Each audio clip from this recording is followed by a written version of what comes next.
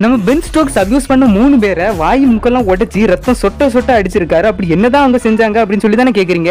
சரியா 2018ங்க நம்ம Ben Stokes அவரோட 2 ஃப்ரெண்ட்ஸோட பார்ல போய் என்ஜாய் பண்ணலாம் அப்படின்னு சொல்லிட்டு பாருக்கு போறாரு. அப்போ பார்ல இருந்த 3 பேரு அவரோட ஃப்ரெண்ட்ஸ் 2 பேரையும் கேவலமா நக்கல் பண்றாங்க. அவங்கள நக்கல் பண்ணதை பார்த்து அவரு முடிஞ்ச அளவுக்கு பொறுத்துக்கிட்டாரு. ஆனா ஒரு லிமிட்டுக்கு மேல அவரோட கோவத்தை அடக்கவே முடியல. ரொம்ப கோவமான அவரு நக்கல் பண்ண 3 பேரையும் பாருக்கு வெளியே கூட்டிட்டு போய் பொளந்து கட்டிட்டாரு. அப்படி என்னதான் சொல்லி நக்கல் பண்ணாங்க அப்படிங்கறத இந்த வீடியோ கடைசியில சொல்றேன். அதுக்கு முன்னாடி அவங்க வந்து அடி வாங்கியிருப்பாங்களா, அவங்களோட மூஞ்செல்லாம் அந்த போட்டோல போட்டிருக்கேன். கொஞ்சம் பிளர் பண்ணி தான் போட்டிருப்பேன். ஏன்னா பிளட் இருந்துச்சுன்னா நம்ம யூடியூப் வந்து ஸ்ட்ரைக் கொடுப்பாங்க.